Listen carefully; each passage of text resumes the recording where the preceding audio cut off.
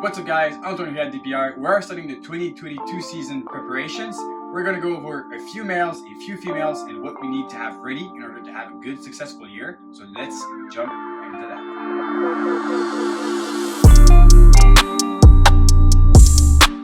Alright guys, well, we had a crazy great 2021 year. We had some goals in sales and also some goals in number of clutches that we wanted to hit, and we did hit both of our goals, so that's really great. But you know, great season, a lot of holdback. This is going to be probably next week's video. We're going to go over all the holdbacks that we, well, not all of them, but most of the holdbacks that we kept this season. And now this week we're talking about getting ready for 2022 and what to do to make it a very successful year once again. So right now, just before going into the next year, well, we still have some babies hatching. We also have like a female that laid last week. We still have two females that are due to lay. Actually, check that out. This female is enormous. Look at that size. This is a big girl. She already ovulated. She's due in what? We're the 11th today, so she's due in 6 days. Maybe by the time the video is posted, she will have later her clutch. Usually she lays like 10 to 12 eggs, so that's a big clutch right there. That's really nice. Emily's at the back. She's like, yeah, it's pretty good. So we still have females that are, you know, about to lay. We also started a month ago doing our first copilations of the year. I see some breeders that wait for a long time, you know, all the way up to the end of October, November, and some even in December to pair some females. But we still have some females that lay pretty early. You know, right here, I'm looking at this lesser G-stripe head hypo. This year, well, 2021, she laid on March 21st. So in order to have her breeding again, hopefully, you need to feed her, but also you need to have some copilations going. Thankfully enough, we have a ultrasound machine, which will allow us, you know, to have an idea of the follicle development of all of our females. Remember, in some of our previous videos, I've shown you how we actually label our bins in order to keep track of the follicle development of all of our females. Well, let's take this double head Desert Ghost Pied right here. She has a tag here, September and number 1. So that means when I did my ultrasounding in September, she was at 1 centimeter of follicle growth. We have a couple of them, let's say November here, so I say I put the tag here in November, which means that most likely with the signs that I had from this female, her feeding response, the way it felt, even though there was like there were really small follicles inside of her, I kind of have a good idea that in November she might actually be a female to look forward to see something interesting. So I do have some reference there. But we started to do some ultrasounding on the females to have a good understanding of how our girls are recuperating from last year and how the new ones are actually coming up for the next breeding season. Personally, what I like to do is I like to introduce males a little early on and not to, you know, wait for females necessarily to have a good sign of follicle development. So what I try to do here is have a male paired to a female that has, let's say, great shape, good feeding habits, a little bit of follicle development, and see what happens with this. So basically what could happen is by having this very early copulation, you could stimulate your female to actually go into developing follicles, but also into having great feeding habits and, you know, just basically doing the right thing. So these are little things that you want to do right now. For your males, it's really important to have thick and really healthy males. Right now, we're not in the big of the breeding season. You know, they're not breeding 3 females a month. They're just breeding 1 female a month. So basically what I do, I will give a copulation, a few meals, maybe 2, 3 meals in between the other copulation. And these right now are only like, you know, stimulation copulations. Stimulate copulations to stimulate. Anyways, you get the idea. I'll show you a male right here. Actually, that's the male I got from Miguel. That is the Cypress spot nose fire clown, and look at him. He has already started to breed for us. He had like 3 successful copulations with females over the last month and a half, and you know, he's still eating 3 meals in between each and every single copulation. So he still has a really great shape. and he's breeding successfully. You know, his MVP's size are perfect, and hopefully this guy is going to be able to sire a few clutch for us this year.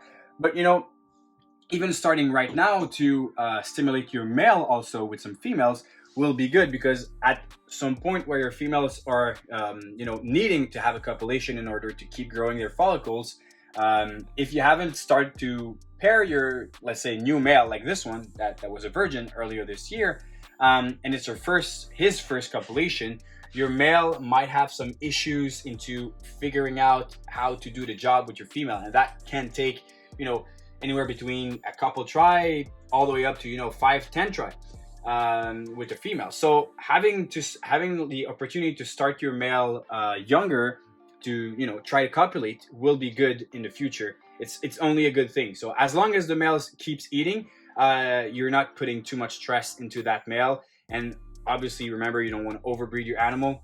If the animal stops breeding, you really want to keep in mind that it's a good thing to give your animal some breaks. So here's another thing that we've had experience in the past, and will cause you some issues if you don't start to do this right now in your collection. So let's say your female did actually lay for you a really good clutch earlier this year. Let's say like this female here, Mojave White Lace. She laid on April 30th, and you need to get that female back into eating fairly quickly in order to start, you know, pairing your female again. Because, you know, realistically, you want to really power feed your animal for 6 months during your year. You don't want to power feed your female all along the year, because what's it going to cost is most likely your female is going to end up being a little overweight. And as long as we like to say that we don't want your ball python, we don't care about the ball pythons being too obese if you breed them, because, you know, having your females to lay will kind of ensure and maintain that healthy weight.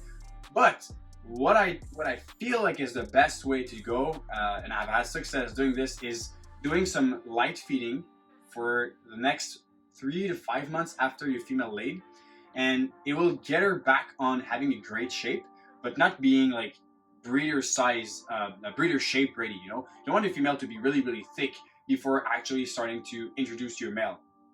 What I find is when you keep them a little leaner right before introducing your male, as soon as they're going to start pounding their food, they really have a greater response and they will eat way more. So that's just how I do it. I do a little bit more of light feeding prior to having those, you know, follicle development. And when the female is going to be in her like pounding period, well, she wants to eat like crazy. Well, that's free food buffet. You go all over the place, as many rats as she wants to eat. It's just like madness. So let's check that out. I think it was in shed last time. Yeah.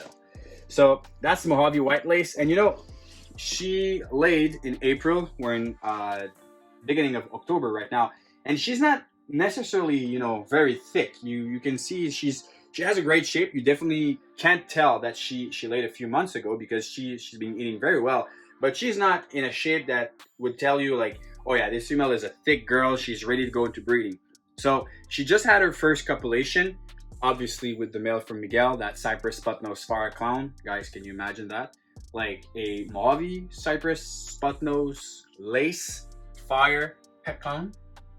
Holy hell, that's crazy. Honestly, they're gonna be a waiting list for such clutches. Is gonna be nuts, especially that this girl gave me like 10 eggs last year.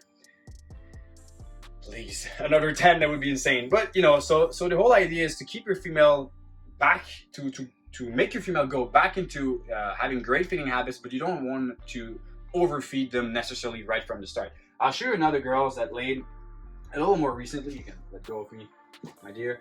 So this female laid a little more recently, and she, you know, same thing again. I'm feeding them, you know, once a week with a small rat. So it's nothing crazy. She's already starting to gain some of her weight back. She actually has a really great shape, and I'll show you just in comparison a girl that did not start to eat right after laying. So this female laid 2 weeks ago, and she hasn't actually, no, she had one meal yet, but you can really tell that this girl is really small.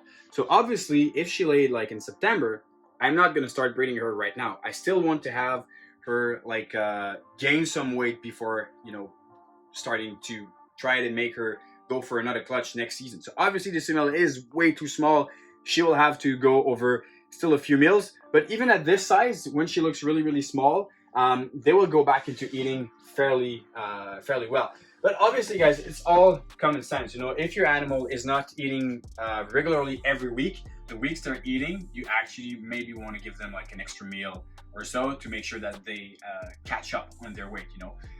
And kind of a rule of thumb, what I like to do, I want to start breeding technically, you know, it doesn't have to be as precise, but it kind of gives you an idea. You kind of want to breed your female 6 to 7 months prior to her laying. So let's say your female laid in July. Well, you maybe want to breed her to start breed her in December, let's say. That will be a good rule of thumb. You can start breeding her a little earlier, but to make sure that, you know, her cycle goes and everything works really well, I would consider 6 months, 6-7 months being, as a rule of thumb, pretty much a good starting point to breeding your females. So right now, you're basically starting to maybe ultrasound your female or start to introduce male, notice some compilations, try to see if you have, you know, the right males for your females and everything works perfectly.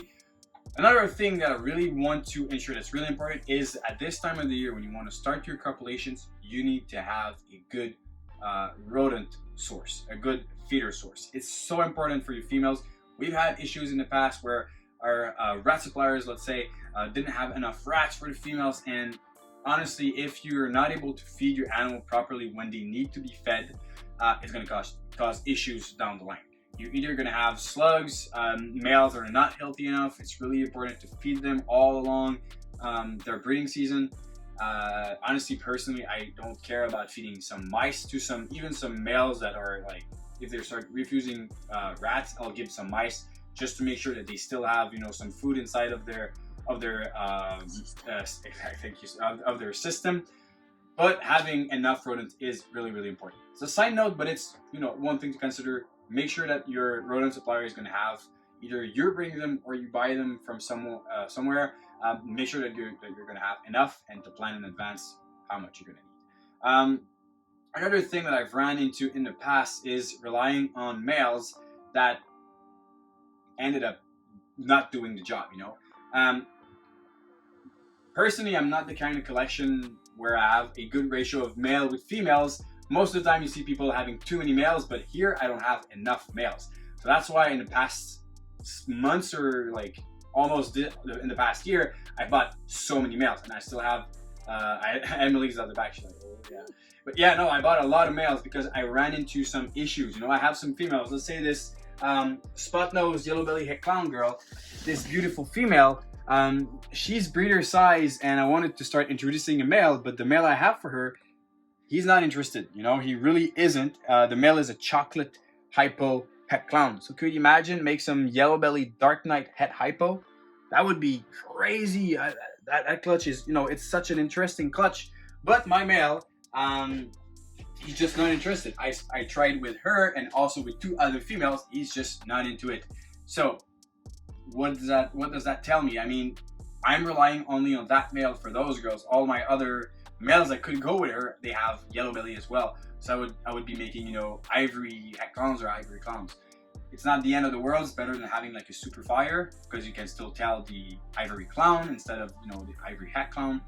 But again, it's not exactly what I wanted to do with it. So my male is too young and I only have 1. So for next year, I bought some extra male, and I'll show you one of them, which is this bad boy who comes directly from Europe. This is a blackhead GHI. He's really mean also. This is a blackhead GHI hypo 100% het clown. So this male, even though I have kept a lot of males and, you know, I have some really good males for the next season, well, he's gonna come in handy if ever any males decide not to do the job, or, you know, I have some slack in some other males. So this can really save your season, having some extra males. And honestly, even if he sires like 3 to 4 clutches, even just that, he's going to be a total lifesaver and a real game changer if ever I need him. So preparing yourself that you might actually things might not actually go as you plan. You'd rather have extra males, and why not have some good males? You know, having a male like this that can sit, he might actually jump into biting you. He's going on the fence for it. You want to try? No. You don't want to try? No. Okay, good. So don't come too close. He's really, really nippy. He comes from, by the way, shout out to Ralph at RSR? Ralph Sim. Anyways, it's Ralph Sim Reptiles, I think. Right? Ralph, over in Europe, really awesome animal. I'm really stoked to have this blackhead GHI hypo heckon, and he's really nippy. Look at that. Come on, boy. Anyways, guys, you really want to have some good males as backups because they can save your season. I'll put him back before I get tagged. But let's say last year, for me personally, one of the male that did save pretty much my entire season was a Orange Dream Bungo Yellow Belly. And you've seen me hatch a ton of Bungo this year, and it almost all come from that single male, which is this boy right here.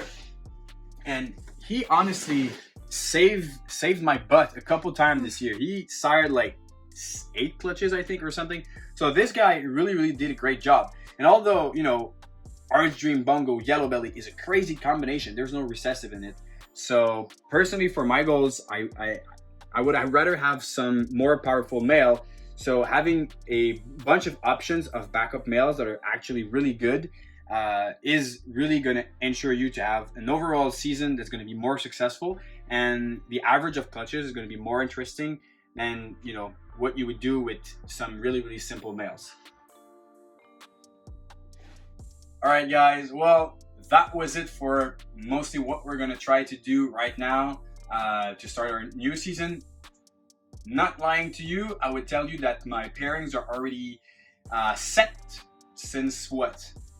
2005? No, I don't know. Yeah. But like, yeah, I knew my pairings from this year a long time ago. I keep some notes on my phone, and I'm just like, actually, I'm gonna show you what I do. I just put like all my males, and I put underneath all the females that I have. Let's go here. So let's say I have all my males. I don't know if it's gonna film pretty well, but I have all my males and all the females that I would actually breed to those males. So those are all of my pairings. You know, and I have some backups here. Let's say my chocolate hypo heckon doesn't breed. Here are all of the other pairings that I would have. So that's a little bit of a thing that I keep over time. And if ever I have like a new idea, I'll just write it down on my list. And if I want to change something, I can write it down on my list as well. But these are not like definitive pairings because some males are just not going to do the job, or you have like, let's say a male was supposed to breed 5 females and they all need to be paired this week or this month. Well, obviously that male is not going to be able to do the job, so you need to have backups again to have, you know, those females with a great copulation and keep everything rolling and successful. So that's it for, you know, my tips and tricks for how to start your season. Hopefully in 2022, we're looking at 50 clutches. We had 35 last year, which was our goal. I was like, I want to have 35, and I ended up having 35, so that's pretty sweet. And next year, 2022, I want to have 50. That's my goal. Let's hope that we're gonna have 50, but we had like this rack last year and that one, and this year almost all of the females here are breeder size, breeder age, and you know, all those girls, we should have like 30 something, 35 something more females than last year. So hopefully we're gonna have 50. We have like what, 30, 60, 40. We have almost 100 females that are breeder size, maybe like 90. So, you know, 50 is not too bad. Crossing our fingers and our toes for 50 and some crazy babies because we have some insane males. If you liked it, make sure to comment down below. What are your, you know, one-on-one preparation for a new season? Maybe something that I haven't covered, and we can go over a new video and go over some more tips. But if you like it, make sure to subscribe and like the, what, it's a thumbs up or something. Anyway, like this video, guys, and see you next week. Cheers.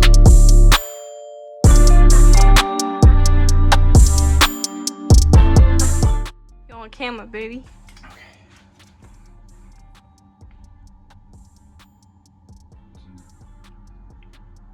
T'es en caméra, là. Ça roule.